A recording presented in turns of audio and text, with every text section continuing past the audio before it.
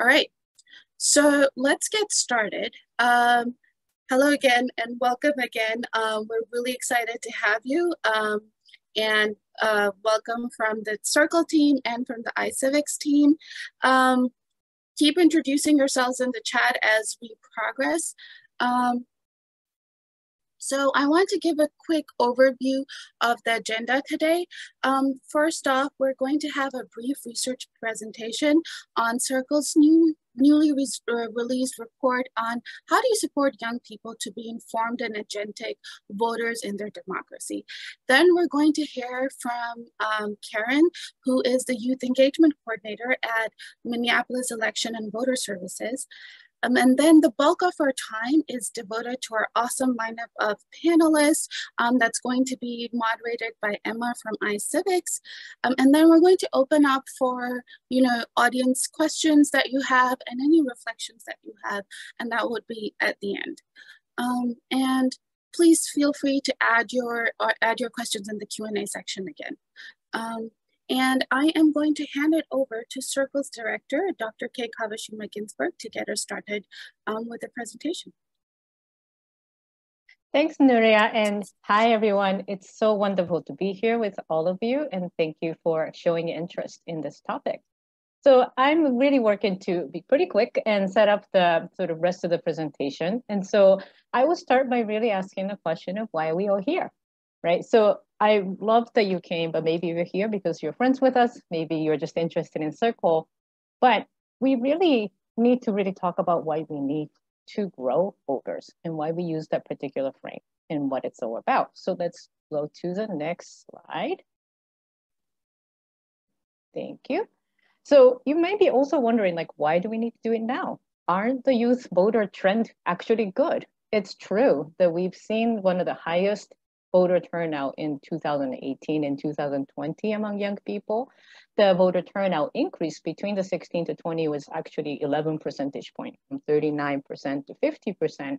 That increase in youth turnout or outpaced those of other age groups in both 2018 to 2020. And these population-wide numbers, though, hide quite a bit behind the scenes. So let's look at the next slide, where we are showing the example of how youth turnout is still really, really full of disparities. So this graph shows the turnout over time since 1972 for the 18 to 29-year-olds by the level of education that people had already completed. So you can see that the difference actually increased a little bit in 2020. It's huge between the less than high school crowd, which really is hovering around 20% over time, actually hasn't gotten better at all, compared to the people that have gone to college or finished college, which saw a huge jump between 16 and 20. So as a result, the gap between people with different educational attainment, which often represent class differences, as you probably agree, increased, and it remains enormous.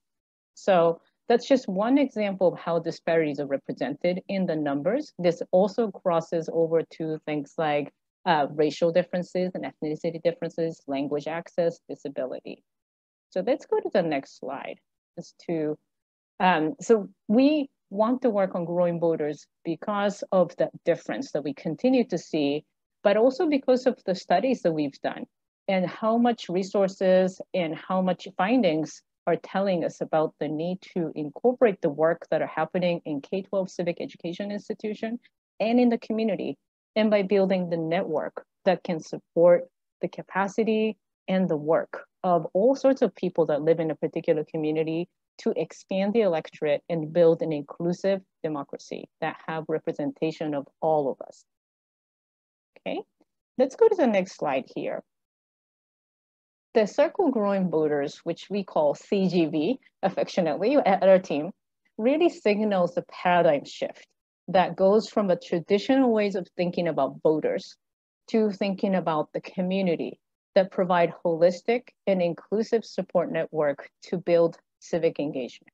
And it recognizes the electoral engagement, though it may seem simple to many older people and privileged people, it is learned. And it's our community's responsibility to do that work of educating young people and people that are still left behind by our democracy. let's go to the next slide so I can tell you in a nutshell, don't pay attention to the picture here, what election and circle growing voters about. So it's really about how we do election. Traditionally, we have been targeting low-hanging fruits, the people that have voted, that have college education, that have high income. We're going to go less targeting and more educating the whole community. And then instead of doing the election work for and to the community, we're going to do that with and by the community. The election would become not a reason to episodically engage with civic and political life, but becomes year-round and every year, thinking and learning and doing together. In our framework in growing voters, battleground state is not really relevant. Things will be happening if you live in battleground, but GGB is for every community. So that I will end my portion and pass it over back to Noorya. All right, thank you so much, Kay. So what Kay has showed here is that we're looking at a paradigm shift and how we support young people to show up and to become active citizens in their democracy, and how do we support young people for electoral engagement specifically. And this shift, this paradigm shift that Kay was talking about, needs to meet young people where they're at through this web of diverse and interconnected pathways and stakeholders. And the Circle Growing Voters framework really focuses on institutions and communities coming together to foster those conditions that let young people build those capacities to show up and to thrive in civic and democratic life. And in this ecosystem of interconnected stakeholders, K-12 schools and higher education play a really crucial role in addressing the inequitable access that Kay showed earlier, and support for civic and electoral learning opportunities for all young people.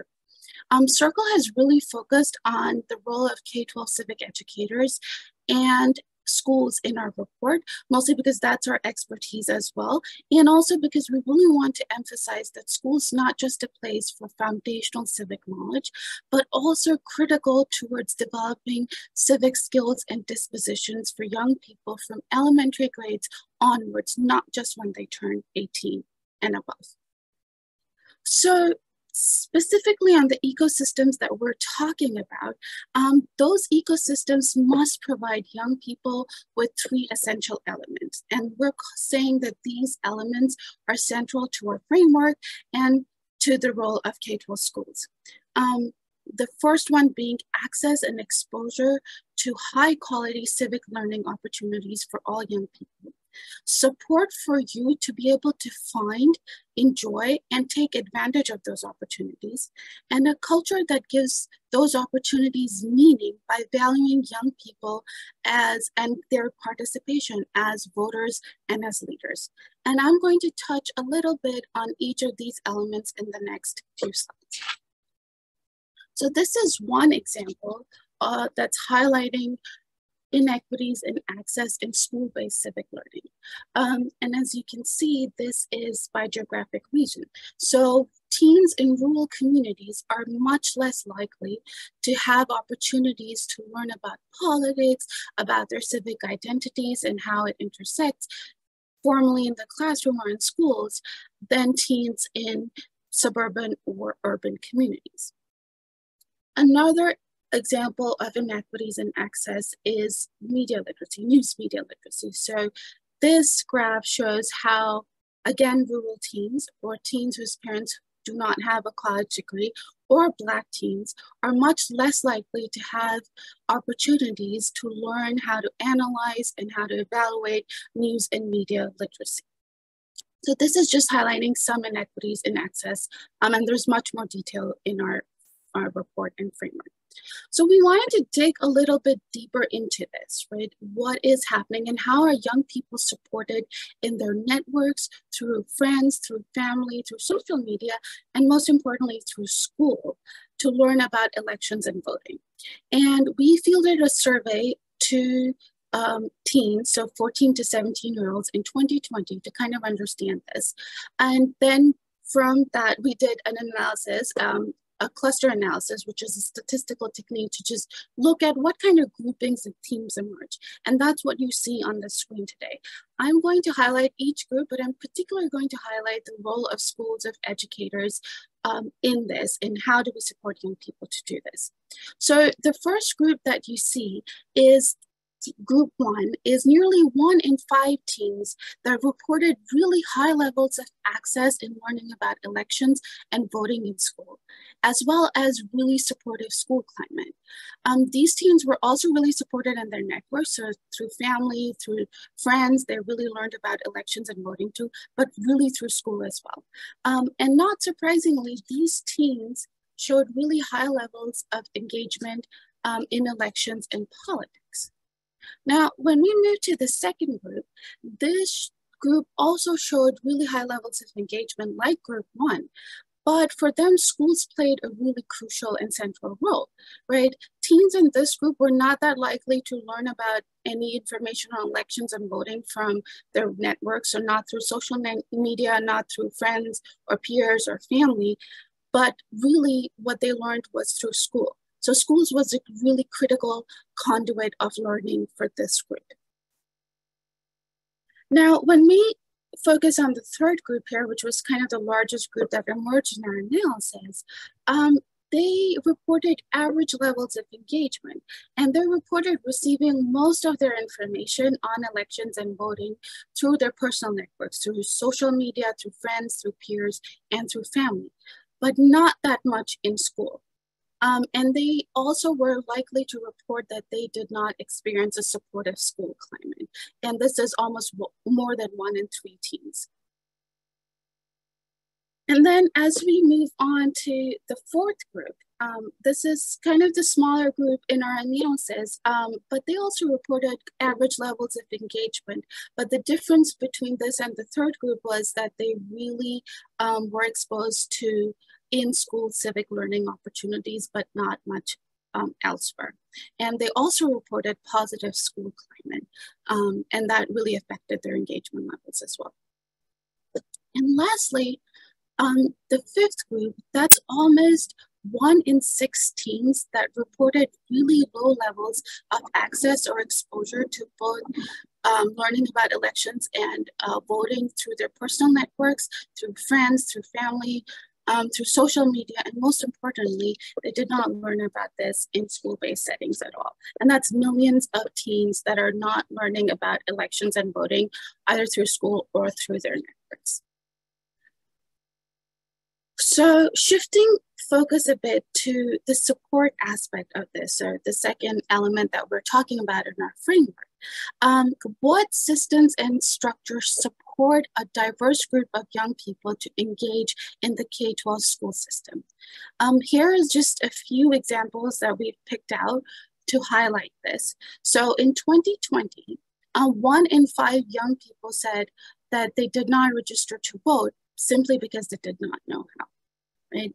About half of the young people that we polled in 2020 said they were not contacted by either political campaign, so not Trump's or Biden's campaign.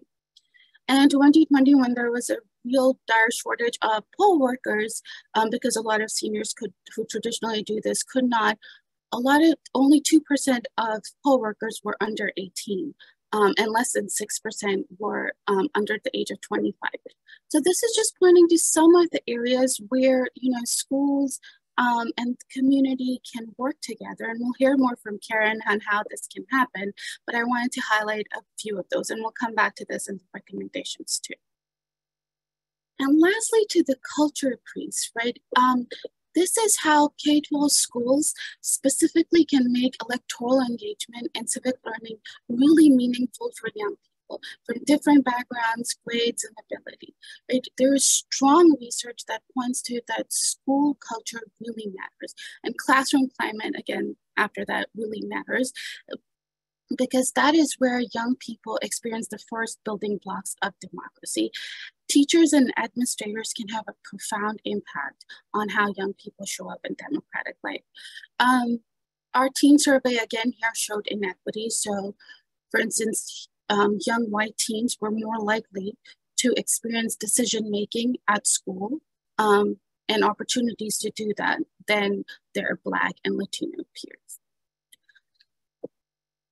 So all of this research, right, that points to both the critical role of schools, teachers, administrators in building civic capacities in young people. So what do K-12 school systems do, right? We know this work isn't easy. As Kay showed, Circle has been studying civic education for the past 2 decades. And we know how overwhelmed teachers and administrators can feel, and especially trying to, balance out competing demands and education goals. And especially during an election year, we know that it's especially hard to talk about voting and political issues that may feel really contentious in a hyper-polarized environment.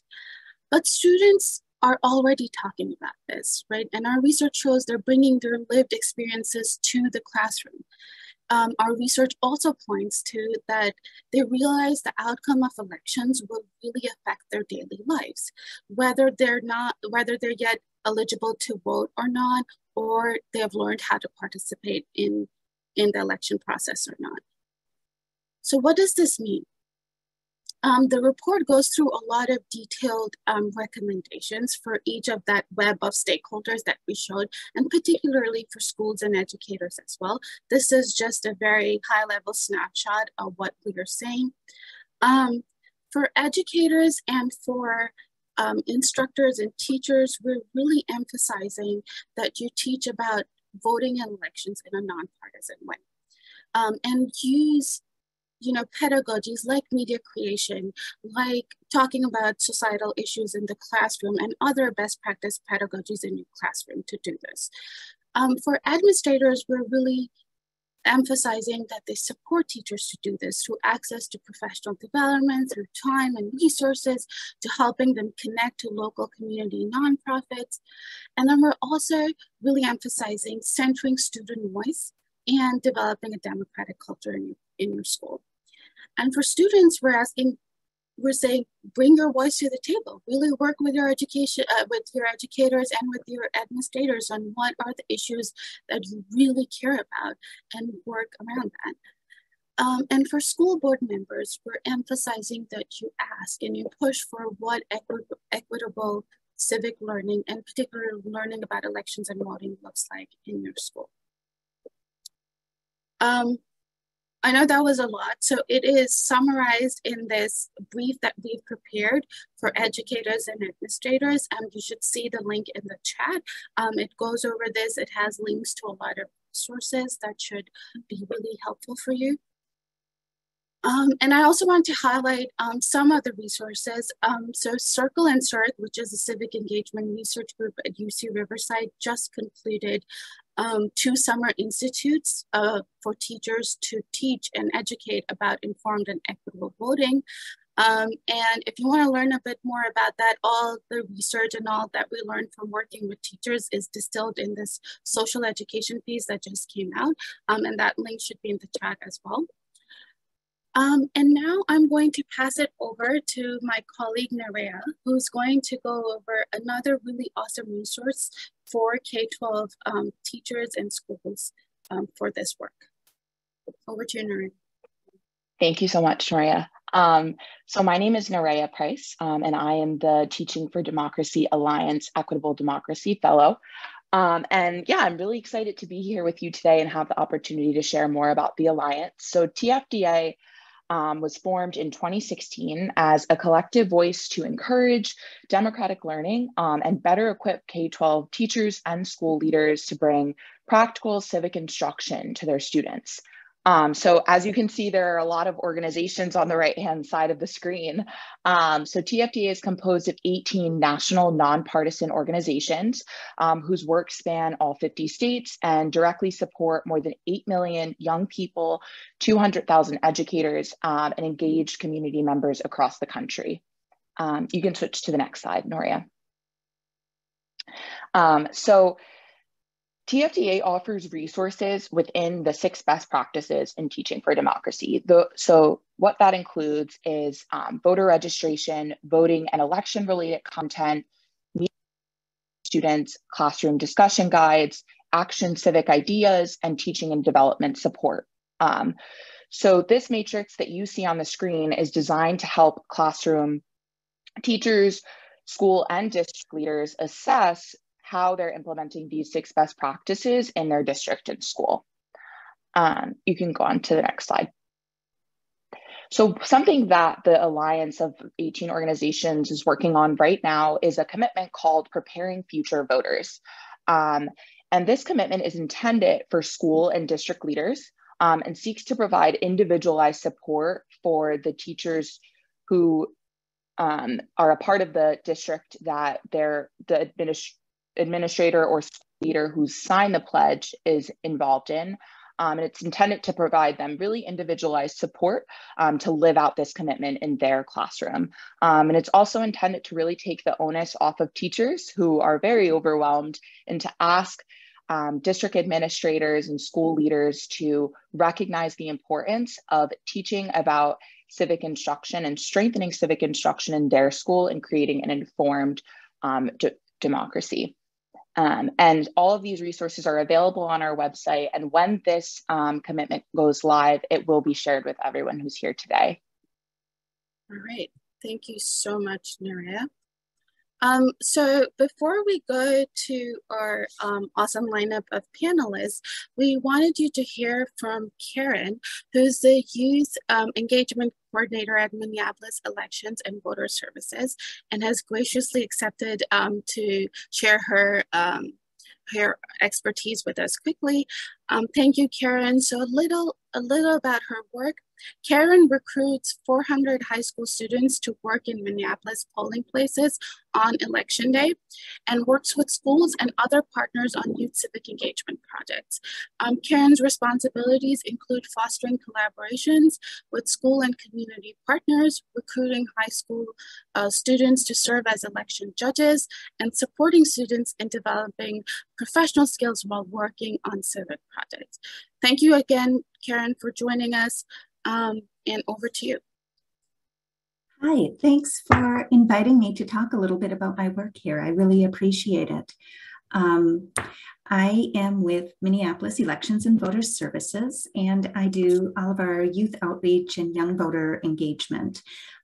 It's kind of an unusual position for elections departments, somebody who does that year round, but every elections office will have somebody who does voter engagement and really helps with that outreach and includes young people. Our belief in Minneapolis is that our city is going to be stronger and more vibrant when the diverse voices of young people are reflected in our city systems. And we believe that students really learn civics through civic action, and elections provide one of those classic ways in order for young people to be involved in the life of the city. So we work with K-12 schools in multiple ways. The first are fairly structural. We contract with the Minneapolis public schools to run the school board election. It's pretty cut and dried. We run their elections. There's sometimes they have youth forums involving the school board, but there isn't a lot of ways in which youth interact with our office because of that. But the second structural way that we work with schools is that nearly half of our 137 polling places are schools and after school spaces. We have 29 schools, elementary, middle, and high schools, and 35 park and rec buildings that serve as polling places on election day. Children and teens can see voting in action where they study and play every day. And although many schools that serve as polling places are gradually starting to build metaphorical and sometimes even physical walls between voters and school with the intense scrutiny on school safety these days, it's still a really important part for students to interact with voting and to really see it because it's visible in the community that way. During the pandemic, Minneapolis Public Schools made Election Day an online learning day to make sure that voters and students would have safety and accessible voting. But the main way that we work with schools is through high school students and teachers. We, like I said in my introduction, we hire up to 400 high school students each election to work in our polling places. We work with civics teachers, we work with career counselors, we work with the English department in some cases to make these opportunities available to their students. We work with approximately 60 high schools in the area. And 77% of the youth who serve in our polling places on election day come from low-income and underserved areas of our city. And we recruit in areas where we have lower voter turnout. You know, why, you ask? Some of it is selfish reasons. Polling places better reflect the communities when we get people from those communities to work in the polling place. Youth also bring vital technology skills and language skills to our polling places, as well as simply muscle to move some of the machinery that's used on election day. But really, our most selfish reason is that it's a pathway for connection with the city and developing leadership roles. We grow voters. With 18 and 19-year-olds in Minneapolis, voter turnout is about 60%. Among the youth who work in our polling places, that's about 75%, and nearly 90% of them register to vote. So it's a good way to get youth involved. And one of the things that the youth who work there do is they get engaged in other ways with the city. They move on to leadership positions within our polling places, even while still in high school. Probably 20% of those leadership positions are high school students or college students who recently came up through the ranks in that way. But one of the things that I really want to talk with you about is some of the internships and partnerships that we do and our Elections Ambassador program. This is a program that we started with volunteers to grow the Student Poll Worker program. And we're now engaging them more intentionally to promote youth voting. Our goal for this program is to make voter education youth-led and year-round every year in Minneapolis and Hennepin County. My office is one of a part of a larger partnership that is really working to make this happen. So we are working with Hennepin County elections, and we're kind of the pilot site in the largest city in the county this year for this. We are partnering with the League of Women Voters, Minnesota, Minneapolis, Brooklyn Center, Brooklyn Park. So we have a lot of League of Women Voters involvement in this. We're working with the YMCA Center for Youth Voice, who does a lot of their student leadership programming.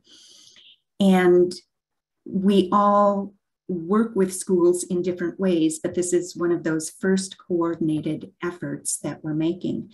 We went to the district administration when we first came up with this idea, and the superintendent said, hey, yeah, that's a great idea, but we're going through a lot of stuff and I really don't have the capacity to support this. We wish you well and you're welcome to work with our schools, but we won't lead here.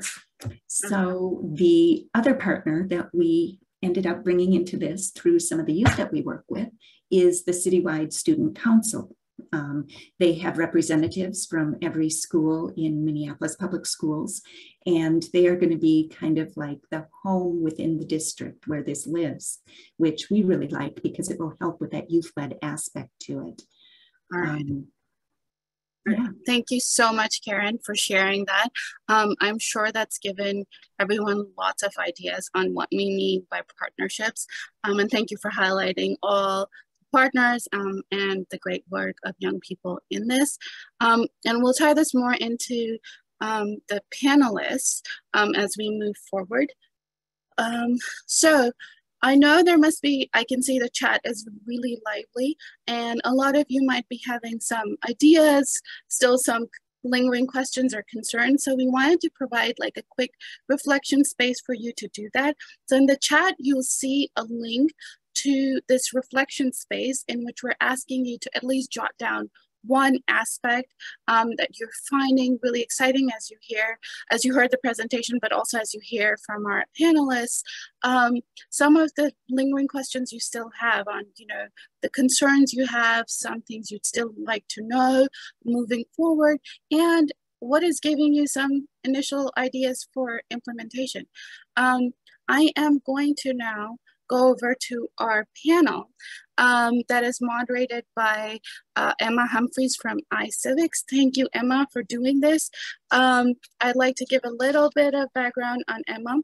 So Dr. Emma Humphries is iCivics Chief Education Officer. Emma began her career in education as a classroom teacher as well in North Florida, where she taught all levels of American government, American history, and economics. She completed her PhD in curriculum and instruction at the University of Florida as well. And after the passage of the Justice Sandra Day O'Connor Civics Education Act in 2010, she really partnered with the Florida Joint Center for Citizenship to look at what 7th grade civics curriculum can look at.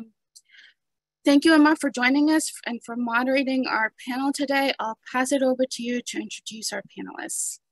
Terrific. Thank you, Noorya, for that kind introduction. It's such a pleasure to be here moderating this all-star panel of civic education and youth engagement champions, whom I will now introduce to you.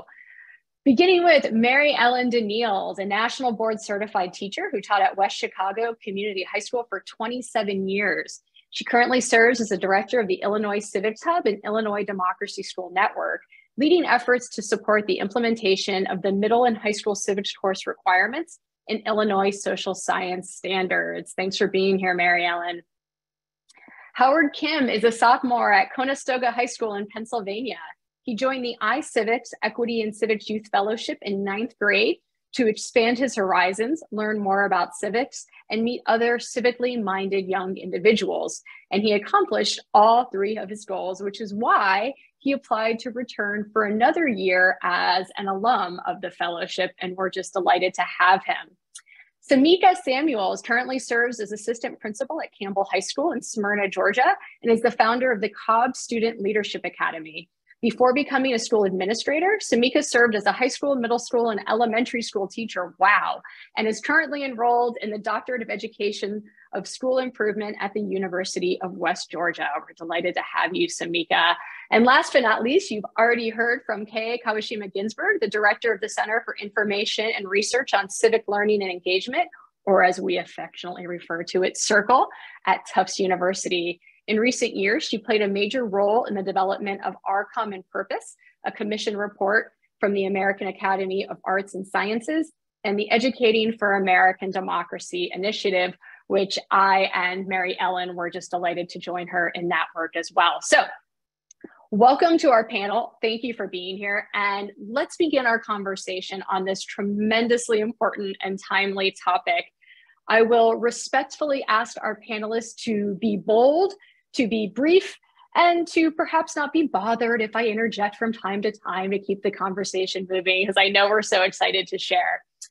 So to begin, I'm going to start by asking each panelist, starting with Semeka, so here's your warning, Semeka, to share with us which part of the research findings most resonated with you. I'll begin by saying that what stood out to me most memorably, I had to read the line a couple of times, was this line from page 19 of the full report. Quote, "These research takeaways, which mirror broader research findings about K-12 civic learning, underscore how much both schools and individual teens networks matter to engagement." Okay. Crucially, they highlight that some youth get everything and some get nothing. They highlight that some youth get everything and some youth get nothing. That stood out to me. I took a screenshot of it, and I think we'll talk about it at some point. But staying to my rule of being brief, I'll turn it over to Semeka to share with us what resonated with you from the findings in the report. Thank you, Dr. Humphries. Like you, the inequity of it all was the thing that was most alarming. And what we try to do here in Cobb and here in Student Leadership Academy is make sure that there are opportunities for all, and all being all. And, like have a friend that says this all the time. This is the only time in high school, is the only time you get to practice to be an adult. And that practice is all aspects of being an adult, and being an active voter and an active community member is so much a big part of being that training to be an adult. So sometimes we have to take a step back, and we have to work with the students in order to provide those opportunities for them, an equitable opportunity for them, and then go back to the table and seek it out.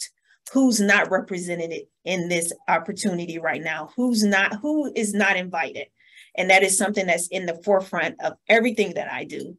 Who is not invited? So we want to make sure that the uninvited are invited to the table to make these decisions in school. Thank you, Semeka, and thank you for your passion. And please, it's Emma. You're on out. Mary Ellen, what resonated most with you? Yeah, I really appreciated the holistic nature of how we should grow voters. Because again, if we're going to reach all students, not all students need the same thing. So I really love that holistic approach. When I think about that idea of access and exposure, I think traditionally we do that quite well in classrooms and textbooks with connecting kids to the knowledge and information about registration and when elections happen and things of that nature. And I think the report talks about how traditional preparation for elections and voting is sort of that knowledge piece.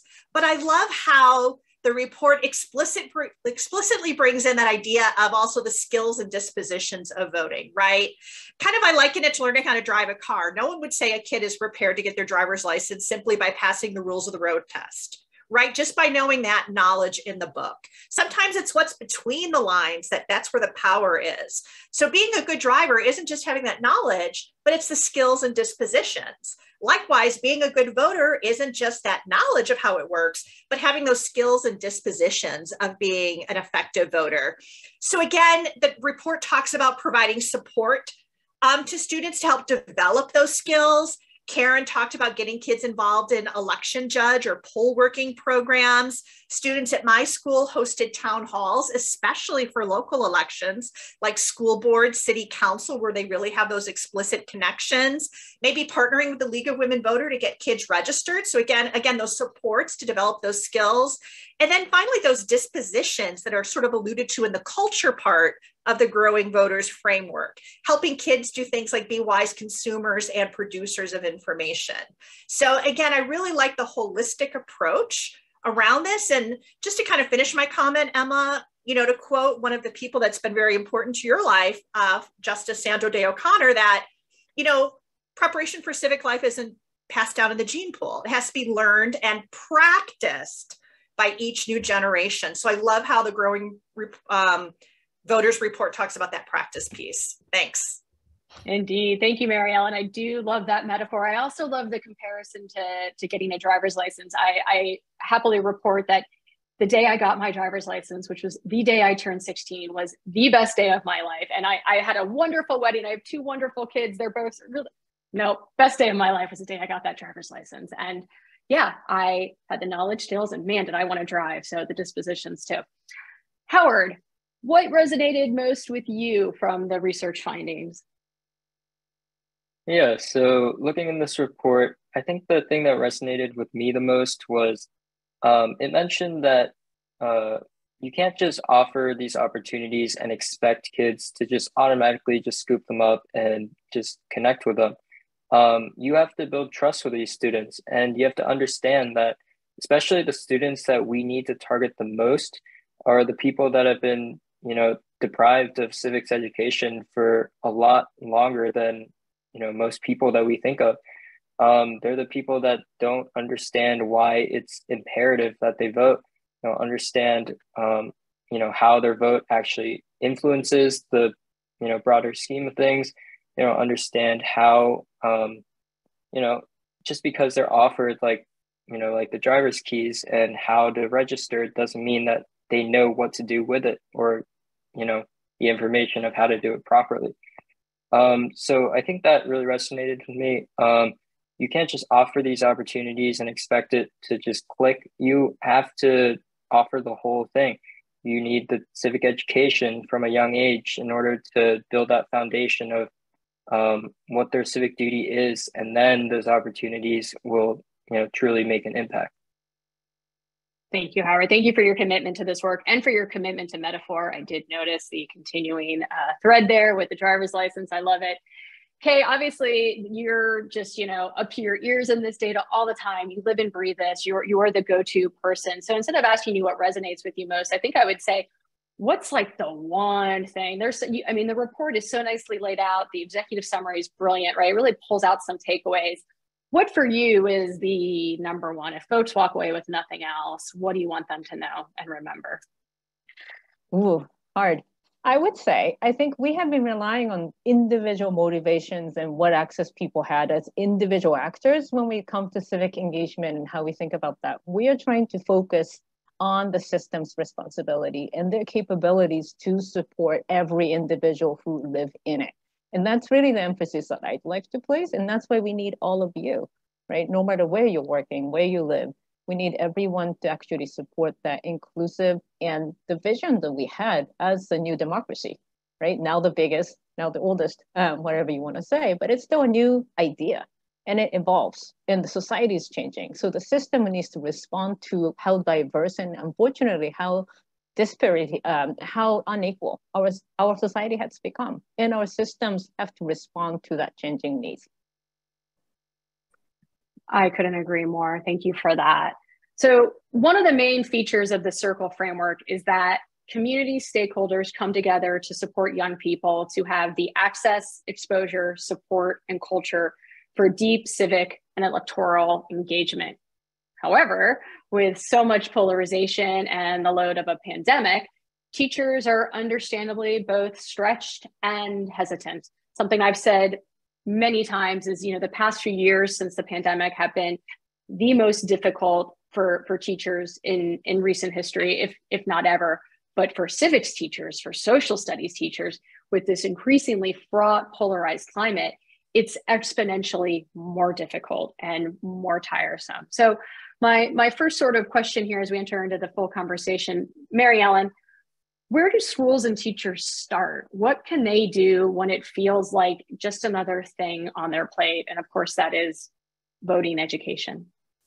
Yeah, well, something I like to say quite often is that I think we can reframe that and talk about preparing students for civic life isn't something we're adding to the plate, but it is the plate by which we can do so many things we're being asked to do in schools, right? So we can use elections as a teachable moment, something that kids are curious about, to meet state standards, to meet school initiatives relating to literacy, reading, writing, speaking, listening, media literacy. That's part of civic engagement. That's part of preparing for voting and elections. Also, those dispositions, those habits, that responsibility of citizenship is part of character education in many schools as well. I would imagine that every teacher here has something in their mission statement about how you're preparing kids for being an asset to their community. Well, how can you leave off voter education if that is truly a mission of your school building? And again, this elections is also a teachable moment and an opportunity to build those school community partnerships that again embody probably your school mission statement. And I think also something else that teachers need to think about is how to create that culture and support before the challenging content of elections. And if that sounds familiar to some of you EAD fans, that's a direct quote from the Educating for Democracy Pedagogy Companion. So again, I would engage student voice with visible thinking routines like the compass point reflection we just did, Emma. Ask them, what's exciting about elections to you? What's something that's worrisome to you about the upcoming elections? What's something you need to know? What's the suggestion of something we should do in the classroom to address this? And again, engaging student voice, really is a way to sort of enter into that without a particular agenda, but simply to respond and support students. And I think that EAD roadmap, especially theme 1 of civic participation, gives a pathway for teachers to do that, not just in high school, but K through 12. So that's where I would start. Thanks. Oh, so many brilliant nuggets of wisdom in there. I love the idea that it's not something else on the plate, right? Teaching about elections and about civic engagement is the plate. it's up there with one of our other favorite quotes. You know, every teacher is a civics teacher. I take that very seriously, and I try to spread that message, and more than anything, sort of get that mindset shift, so folks feel that way about their role. Semeka, I'm wondering what you think. What can teachers do, school administrators, provide this support and make teaching about voting a priority, even when, goodness, teaching is just so hard right now? Yeah, you're absolutely right. So to answer that question, like Mary Ellen, I would say it starts with the student. It starts with the relationship. It starts with student voice. It starts with an opportunity that, you know, at the end of the road, they're going to be voting citizens. Every student can be in a biology classroom, but not every student is going to be a doctor. But every student in a school will grow up to be a citizen of the United States. So that is so rare that if that were the focus, to understand that in order to create these productive citizens of our society, we have to provide them an opportunity to do that. So as a teacher, that opportunity is student voice in a democratic classroom, and you provide space for them to make decisions, because even if it's an elementary school student, they are fighting for autonomy in that space. So providing that space for autonomy, you have voice and choice in this space. And as the students matriculate on up, then that space and the autonomy grows in the confidence, and they're able to see themselves as citizens of that school. So as an administrator, we have to work really hard, again, to provide opportunities for students to use their voice in a constructive way and to build those dispositions of citizenship. Goodness, isn't that the truth? You know, I always sort of joke that and it's not funny, that we try to teach kids about how to be citizens in a democratic republic in institutions, schools that are usually not run very democratically, oftentimes actually run very punitively, and there's more comparisons to incarceration than there is to living in a democratic society. So I couldn't agree more. I love your emphasis on student voice. And of course, that provides a perfect transition for me to turn the mic over to Howard and ask, Howard, what works for young people, especially in school settings? What have you seen that works, or what have you not seen that you think would work and you wish you had seen? Yeah, so I'm actually a sophomore in high school. I just started this Monday, and during all the years that I've been in the public school system, which is basically most of my life, I don't think I've ever taken a civics only course. The most I've ever had was like a general social studies course with, you know, mostly history with some, you know, facts about government thrown in, like, oh, these are the 3 branches of government. And it was very cold and impersonal. And I think that's honestly the opposite of what a civics journey should be. I love what Mary Ellen said earlier about, you know, asking students what they actually want out of their classes, rather than just kind of forcing like a one-size-fits-all experience onto them. Because obviously everybody comes from a different background, everybody has a different home life, and these outside of school networks that can influence how civically engaged you are. And the school is there to kind of make up the holes in that, you know, network. And that's really not the same for every single student. I think that, you know, an environment that really is individualized and acknowledges and adapts to students' you know, civic background is essential to nurturing strong civic individuals with a strong idea of their civic duties. Yeah, and of course, we're all lamenting with you the sort of lack of more comprehensive opportunities. I assure you, everyone on this call is working hard to change that. So your younger peers and classmates experience more civic education, and perhaps in better forms, more inspiring forms, like the kinds that you've mentioned. So Kay, we're coming up on election season. It's like Super Bowl for us social studies educators, our civics teachers. How can schools and teachers leverage the excitement around upcoming elections?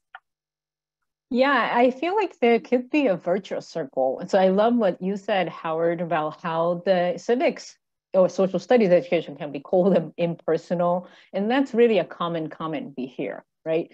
Election, and especially when young people already are engaged and care about issues, which we find in our research they do, all kinds of them, and are really passionately engaged with them, it's a different door that teachers can open to say, here's how your real life interest and what you're watching in your community in our nation connect with what's actually happening in the classroom.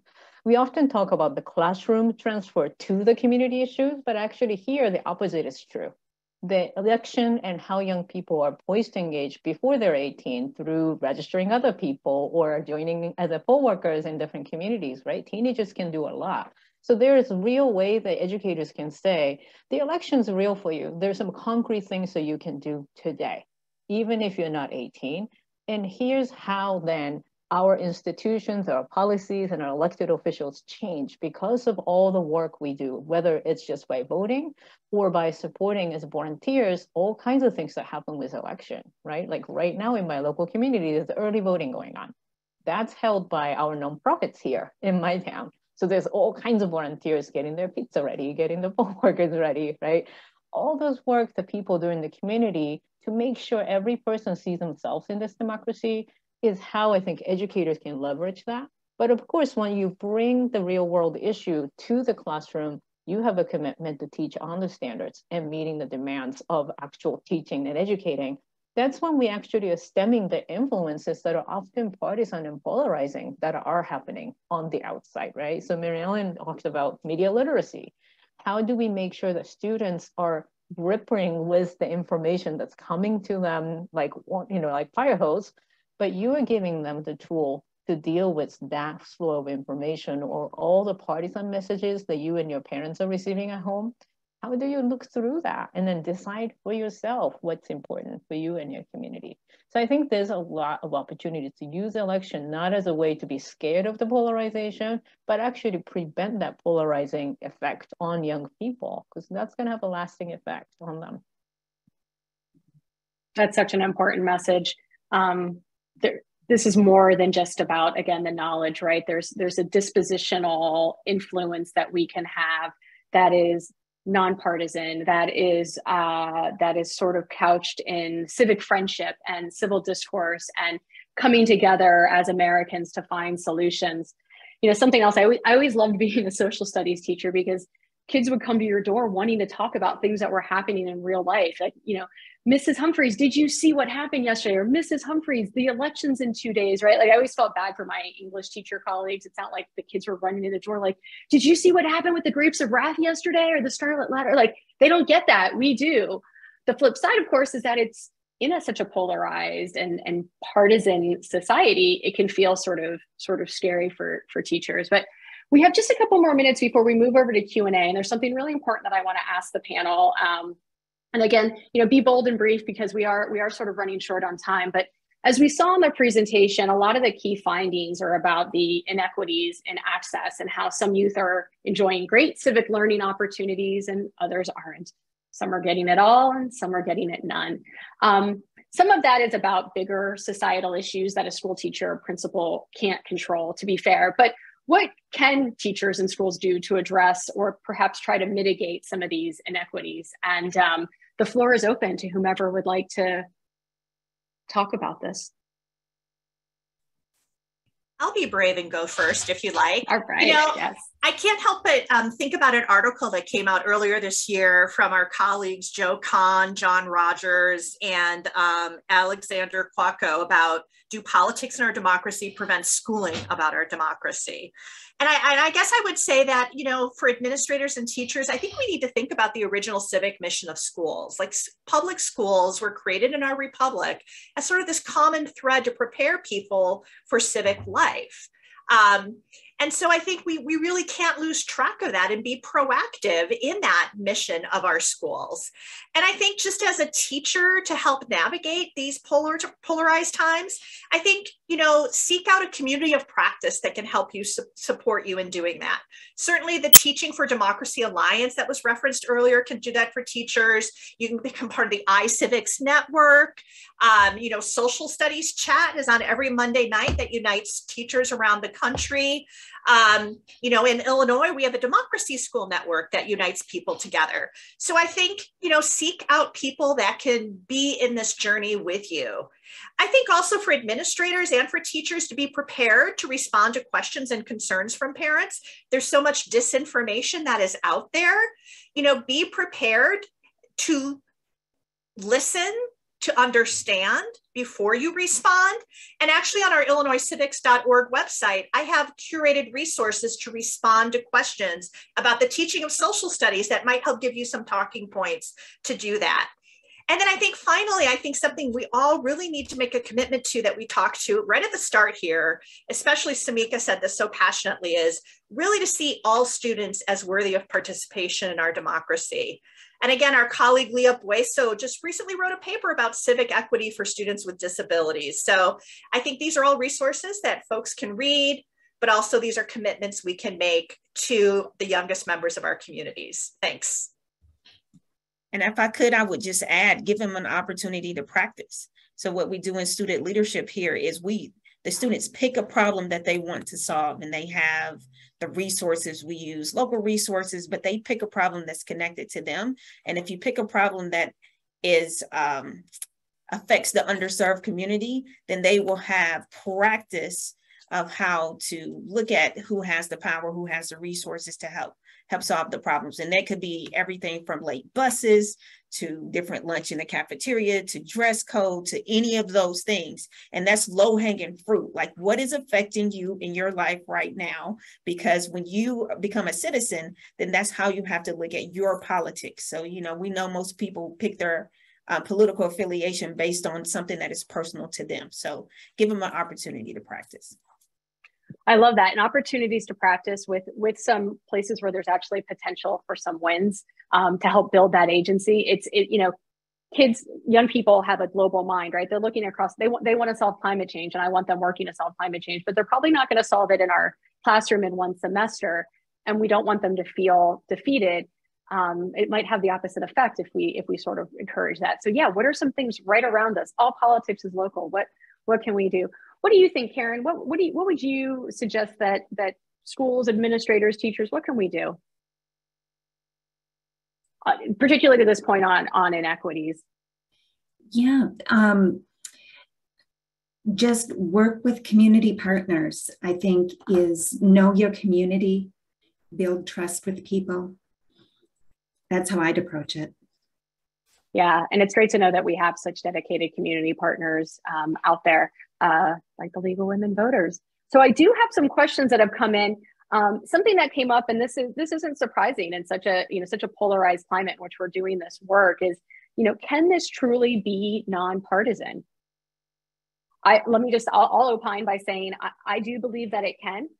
It can't be apolitical, right? Education is inherently political. Teaching about citizenship and civic engagement is political, and that's okay, but it need not be partisan. And I think when I think about the hundreds, if not thousands of civic educators I know across the country, I truly believe that they're trying to get it right, that they're trying to show the good and the bad. When they teach you as history, they're trying to show the ways in which we've lived up to our ideals in the Declaration of Independence and the principles of American constitutional democracy, but they also are willing to teach and do indeed teach the places where we've failed to live up to those, the good and the bad. What do you guys think? Am I being sort of idealistic here? Or can this truly be nonpartisan work? No, I'm picking up what you're laying down, Emma. I mean, political and partisan are not synonyms, right? And so teaching about how our constitutional democracy works, that is political work. We're teaching kids to navigate political institutions, but it need not be partisan. This isn't a red or blue issue. This is the health of our republic issue. So I think it need not be partisan. I think there's opportunities for kids to explore their beliefs and where they fall on the spectrum, but there need not be an agenda to that. And I think also, if that makes people still wary, I think so many of the national issues are very polarizing that are in society right now. And I think something that Semeka said was so powerful is that, you know, to start locally, those tend to be less charged issues, right? And that tends to be the thing that's not in our textbooks. So I think, again, looking at some of those local issues that really resonate with students is a way to teach about navigating those political institutions without getting at some of those really charged partisan issues right off the bat. Yeah, that's really great advice. I had another question come in that I would love to direct to Howard.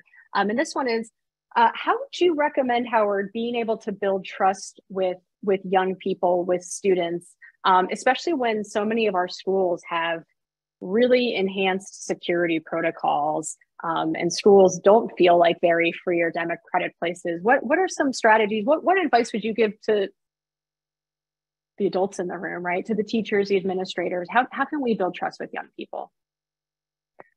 What I can definitely say is that even if you can't, if you don't have the freedom to, change your curriculum to be more civics oriented, what you can do is become a role model and demonstrate civics education through your own life. I know many teachers at my school, even though they're not even social studies teachers, they're just regular teachers that incorporate these ideas of civics in their regular life. And just today, I was talking to a personal finance teacher that I had last year, and she was talking about how she was volunteering at a food bank every week.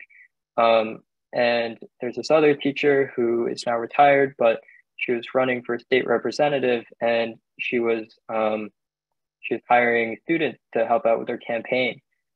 Just involving students like this and showing them a good example is just a good way in itself to kind of set the example for kids. Yeah, I love that. Just show those examples, be present, make it tangible. And something else I would add just from, my experience is just be authentic. Just show up for kids, show up for young people, be authentic. Just showing that you care. And even if it's about things that are complete, in fact, absolutely, for things that are completely unrelated to the subject matter, can go a long way. Kay, I was wondering if you have any specific examples of authentic civic learning experiences that young people can have before they're 18. It really seems like, we have this time in schools, and it's like this preparing them for these future activities that they can't do yet. What suggestions do you have for giving them authentic experiences at a young age? Sure. Actually, our post includes 18 things that people that are 18 can do to support an election that Abby Kisa wrote. So we'll definitely post that. But, some examples are things like organizing a candidate forum that's nonpartisan, where they organize to ask really informed questions based on what they learned about election in school, right? So that can be nonpartisan. Nonprofits can support it. Schools can support it. Registering other people in almost all states are totally allowed by anybody. So a lot of times, young people who are already aware of the process and maybe have family members who are familiar with the registration process can be a really powerful pathway for other young people who may not have that opportunity, right? Our research found that the young people sometimes get nothing. There are definitely young people whose families aren't supporting or have no experience with voting in an election. And so they can be the bridge between those places. And of course, they can really, really run voter registration drives, oftentimes in cooperation with League of Women Voters in the community who really have done this for a number of years. It's an opportunity that happens outside of the election office, but in really coordination with a lot of community stakeholders. Some of these organizations, the community, are so experienced that Caryn can probably tell you the same, right? And have done everything around election. And so it's an intergenerational connection that young people can build as early as 12, 13 if they want to, right? To start to learn what is election like? How do you register people? And then they can get into that. And what I tell young people about supporting election and voting, it's really an act of supporting voting rights for everybody. That's not a partisan issue, but lots of the politics and polarization and economy created a system that's so unequal that makes some people believe it's not for them. The young people who are under 18, who are aware and have representation of other young people in your school and your community are the important bridge to say, no, it's for you too. And you can start earlier on. Thank you for that. And I shameless plug, but I would be derelict in my duty as Chief Education Officer at iCivics if I didn't mention games as a powerful simulation that anyone can engage with, regardless of age, citizenship status, etc. We have a game called Cast Your Vote. And this is what I love about this game is not so much the knowledge that it conveys, but sort of the dispositional objectives of the games. You start off the game and you're at a local election, you have your ballot in front of you, and it might as well be written in another language that you don't know because you haven't done your work, you haven't done your research, and you're like, I don't know how to vote. And then the whole game takes you through these multiple rounds where you go through all the different ways you can become an informed voter. And by the end, you go and you vote again, and you know exactly who you're voting for, what ballot initiatives, et cetera. And so I think more than teaching you about how to do that, it's teaching you that you should do that you should prepare to vote, and you should probably do that before you show up to your polling place. I think I have time for one more question, which will be great for Semeka and or Mary Ellen. What advice do you have for finding time to teach civics and voting when instructional minutes are scheduled by administrators and focus primarily on reading and math? How do we find the time? How do we sneak it in, I suppose, when the emphasis is on other subject matters? I think Mary Ellen said it best when she said integrate it in what you're doing. I mean, you have to read if you're teaching reading or literacy. Pick what they read to make it more civically engaged. And I think that is a great point for us to kind of discuss or just mention that, you know, teachers require training too. You know, it's a lot of things that we're asking teachers to do, and it would be malpractice if we don't support them with training. So everybody does not know how to have these conversations or to integrate these things into their curriculum. And Howard said it best. He said, you know, they're regular teachers and then they're social studies teachers. And so we want to make sure that we make sure that all those teachers are prepared to do this work. Yeah, I might chime in and say, in addition to all of that, I 100% agree that teaching civics, teaching social studies is also teaching literacy, that the more content knowledge students have, the better reading, the better literacy skills they will have. And that research now is pretty clear on this point, that if you have struggling readers and you want to improve their literacy, don't spend more time, don't add another half hour, another hour of spend more time on the subject matter, because if you understand the content of what you're reading, you're more likely to comprehend what you're reading. Okay. I just want to really quickly add to the whole relevance point. So learning is affected by emotional engagement of the young people. That's science, right? That's a pretty science. We all know that. And sometimes bringing the real world issues, including social issues, can engage readers differently. And I think we really need to face that, to say, reading is not for reading's sake. It matters what you're reading. It matters how much you care about it. So offering diverse content and diverse perspective through the reading can really engage readers, whether it's emotion that's a little bit uncomfortable or like, yay, that's what I agree with. But I think both are really important. Thanks. I couldn't agree more. Mary Ellen, do you want to bring us on home? I saw you went off mute. No, I was just saying that again, you know, this gives a context to learning. You know, kids always ask the why. So as Semeka said, you know, instead of writing for the audience of me as a student, how about writing for the audience of your community about why these issues are important or why they should vote, or what are the issues that are important to young people? And you were talking about math as well. You know, there is, you know, digital literacy, numerical literacy is a very important part. You know, I think it was Ralph Nader that said information is the currency of democracy, and others say we can make the numbers say whatever we want.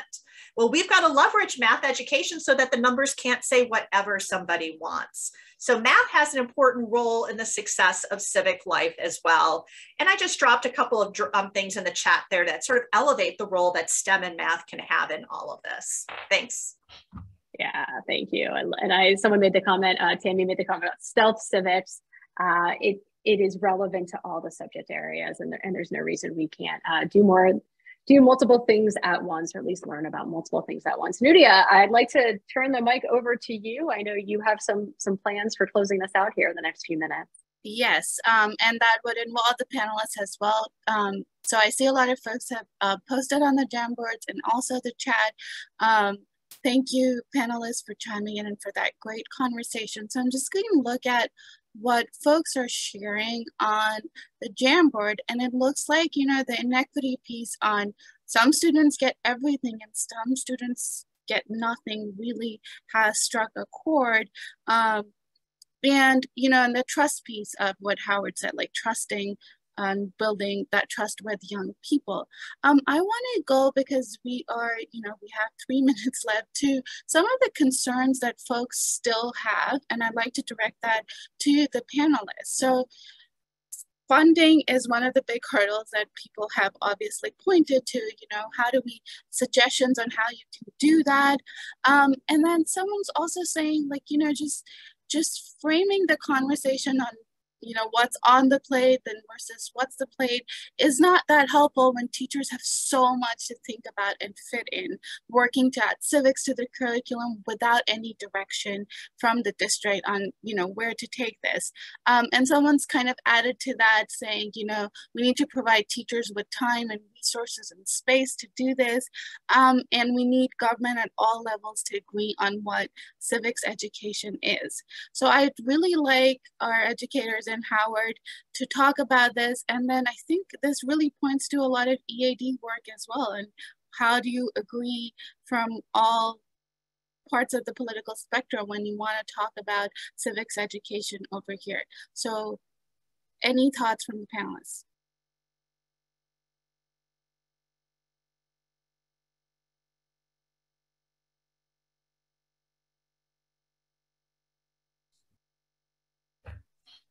Well, yeah, again, I mean, I guess that, civics is the plate. It can be a very difficult thing to see when you feel like your plate is overflowing. And so again, I think that again is where, if you're not finding that support in your school or from your administration, to seek out that support perhaps from other entities, whether it be the iCivics Ed Network, the Teaching for Democracy Alliance. I prefer to learn from experience, and preferably other people's experience. So I am really the educator that I am today because of the people that I have aligned myself with, the community of practice I've been part of. So, the fact that you've come to this event here, the fact that you're connected to organizations like iCivics or Circle, I think is, how do you eat an elephant? One bite at a time. Maybe that's the first bite of the elephant to help you sort of navigate this. It's not an easy answer. I understand that.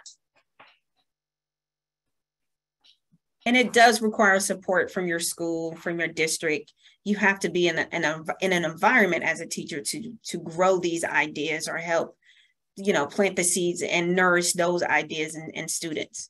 It is a very difficult question if you're in a tense district or community, or in times if you have legislations that you feel that are preventing you from going forward in civic education. Like, it is going to be hard, but I go back to, professional learning is so vitally important.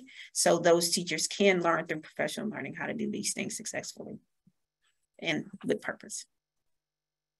And Howard, it's in the Q&A as well, and somebody pointed out in the Jamboards too, about youth voice. Like, how do you center that in all of this conversation, especially when, as you said, you might not have a supportive school climate all the